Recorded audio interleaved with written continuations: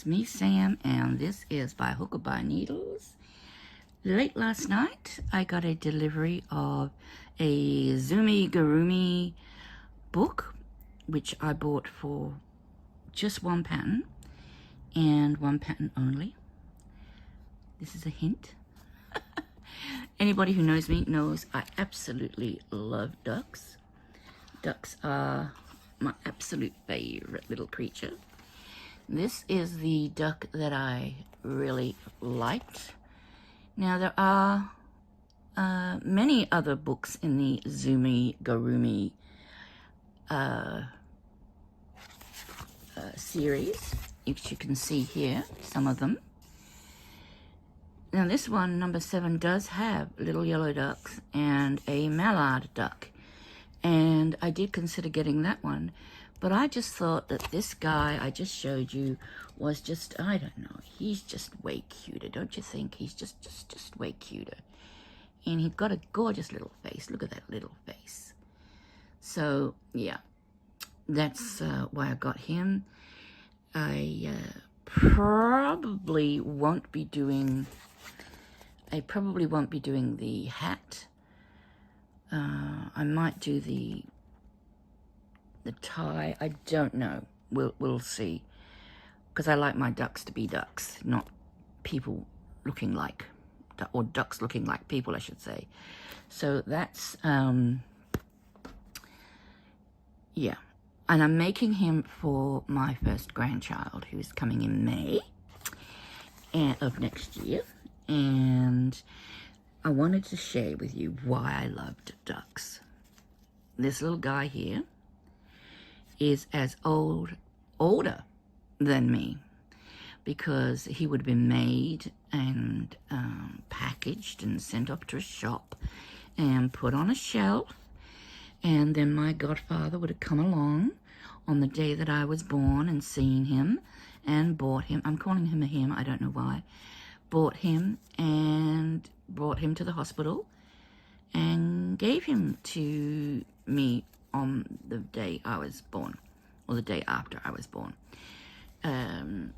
He has little felt eyes, which is just a wonderful, wonderful, wonderful thing, because my mother would dig out the eyes of any toy I ever got, because, you know, if they were beads, buttons, plastic eyes, she dug them out. She deemed them a choking hazard, and yeah, it's no wonder I was traumatized as a child, you know, watching my mother dig out the eyes of all my toys. Yeah, anyway, this is why I like ducks. Well, one of the reasons why I like ducks, I just think they're absolutely adorable. Also, another reason why I have a little thing for ducks. Oh, I gave him a new ribbon, but I think it's too wide. So I might have to crochet or knit him a little ribbon. I don't know. We'll see. That could be a job I could do. Actually, I could do a little bow. Anyway, this is another reason why I like ducks. If you recognize this little fella, then you are instantly a friend of mine forever. This is Joey. That's why my cat is called Joey. This is Joey Duck. And Joey is, in Japan they call him Ricardo. He is from the gaming series called Animal Crossing. And no, it is not just a game for kids.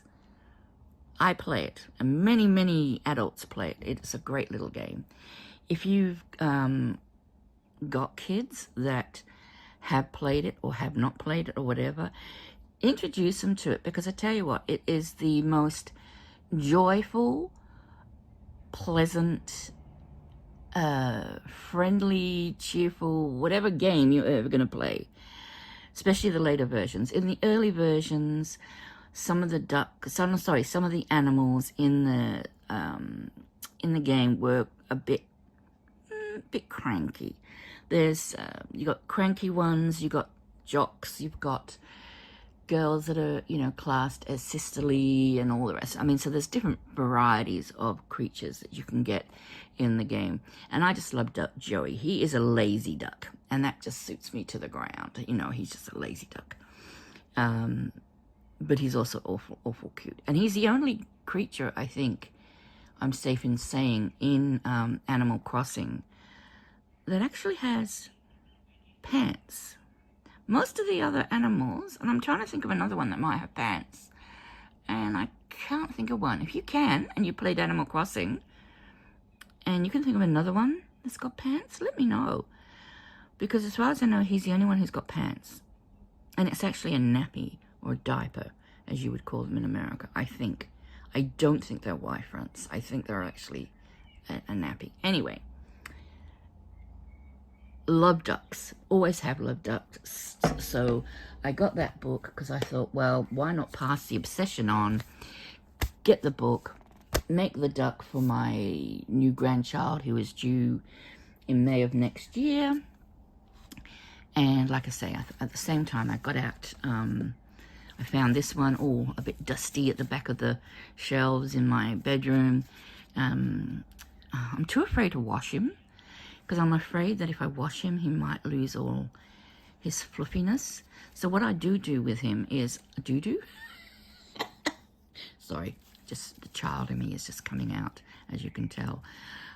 What I have done with him in the past is I've gotten like just a damp cloth, or even some of the antibacterial wipes, and just giving him a wipe over, just to sort of pick up any dust. So see, look how yellow he used to be. You can see underneath his beak how yellow he used to be. Yeah, so, and he used to hang on something, possibly. I don't know. Anyway, yeah, so I do tend to sort of give him a bit of a wipe over every now and then. But I wanted to share my obsession with ducks, because everyone should love a duck. My daughter, she's currently in the UK, working at Cambridge University at their research centre. They're researching the causes and cures for childhood leukemia. They're trying to implement a new program for children with leukemia to not have to take time off school, not have to take time away from home and the rest of their siblings. Because normally what happens, I think, in most countries, you'll know that, you know, if a child lives too far away for daily visits or whatever to a hospital, they have to live at the hospital, or they have to live in a home near the hospital. It's only the mum and dad, or one of the a mum or the dad, that can go along with the child. And the UK are trying to implement this new program where the young children don't have to miss out on school. They don't have to miss out on their friends. They don't have to miss out on their siblings. The parents don't have to miss out on work. They don't have to be dragged hundreds of miles across the country to a hospital where they can get help. They're trying to introduce a at-home treatment center, basically, where the treatment center goes to the child. And I think that's just absolutely fantastic. And I'm so proud of my daughter that she is involved in such a wonderful program that they're trying to implement in the UK. Also in the UK, I got a girlfriend there who loves to knit and crochet, and she has, I'll find some pictures of the stuff that she's made. I'll ask her permission. I don't think she'll say no. I'll ask her permission, but there's this program, once again, for children, and they have these 25 centimeter tall plushy ducks. And what happens is, as a crafter, you buy the duck for however many pound. I think it's like £20 or whatever. They send you the duck, and then along with it, they will send you patterns of clothing they want for the duck. I'll get all the information for the charity. I'll put that in the information box. Like I say, I'll get permission from my girlfriend to share her photos. I don't see it's going to be a problem. And I'll show you some of the outfits that she has made for her duck. It's just great. They're lion outfits. Of course, there's superhero outfits. There's Mario and Luigi outfits. And I think now they're probably getting in, they've done the Halloween outfits and they're probably getting into the Christmas outfits. But what they do is they put out, like, I think there's a Facebook group, and you can go to the Facebook group and they tell you, look, this is what we want right now. We need Christmas stuff, or we need Halloween stuff. And at the same time, they give you for free the patterns, either both knitted and or crochet, for whatever costume they want. And if you, as long as your gauge is okay and you follow the instructions, it will fit your duck perfectly. And then you send off, you keep your duck because you need to make sure that the clothes fit onto the duck. And then you send off all the clothes, and then what happens is the duck goes along with the child to their chemo treatments, and they do to the duck what they do to the child. So the duck has ports, it has the central port in the chest or stomach area, for injecting the stuff, or on the shoulder or arm or wherever they put the direct line. And some of the ducks have these made and like out of crochet or whatever, and they're put on the duck so that when the child is injected, so is the duck. The duck is hooked up to an IV, and all the rest of it. And of course the duck gets to change clothing and dress up and everything, and the children can request certain types of outfits that they want. And yeah, that's a brilliant charity too. So I'll put that all in the information, just in case you're in the UK and you're interested. I realize it's a bit impractical for anywhere else. So yeah, ducks everywhere. I mean, today is just ducks, ducks, ducks. I've only got one duck, so I can't really get my ducks in a row. Oh, look, he stands up. I usually lean him against something. I didn't realize he stood. Anyway, I'm going to make a duck. Sometime between now and May. Yeah, I've also got a million of other things to make. This video is going to be late going out, a little bit later than usual going out, for the 26th of November, but it will go out. Yeah, I just wanted to share this anyway. Oh, that's what else I got in the post. Yeah, I also got a Knitting Nancy. Now, I think most of us have seen what a Knitting Nancy. We call them Knitting Nancies. I know other people call them French knitting or French knitters. And they have other names. But all the previous Knitting Nancies I've seen, I've only ever had 4 spikes or pokes or spokes at the top. This one's got 6, which is great because it's going to make a wider tube. Now, why do I want tubes? Whoa, stay tuned for in December. It is going to be one of my Christmas things that is going to be coming up that I'm going to do. So stay tuned. But yeah, that arrived. I realized I could have probably done an I-cord, but I think these work out a bit quicker, and they're easier to stuff as you go along because they're open at the top, and they're easier to stuff as you go. Oops, I just let out. There's another hint. I'm stuffing it. Yeah, so I got my Knitting Nancy as well. That came in the post along with the book. Well, not with the book. It came at the same time as the book. What else did I get recently? That's about it. I've gotten a lot of bits and pieces, but nothing sort of too exciting. Nothing sort of really fancy. But anyway, so that's what I've got so far today for you for show and tell. Please like, subscribe. It's not yet It's only Tuesday, isn't it, Sam? Here, yep. Okay, so it's not yet Thanksgiving. I will say happy Thanksgiving to people later on.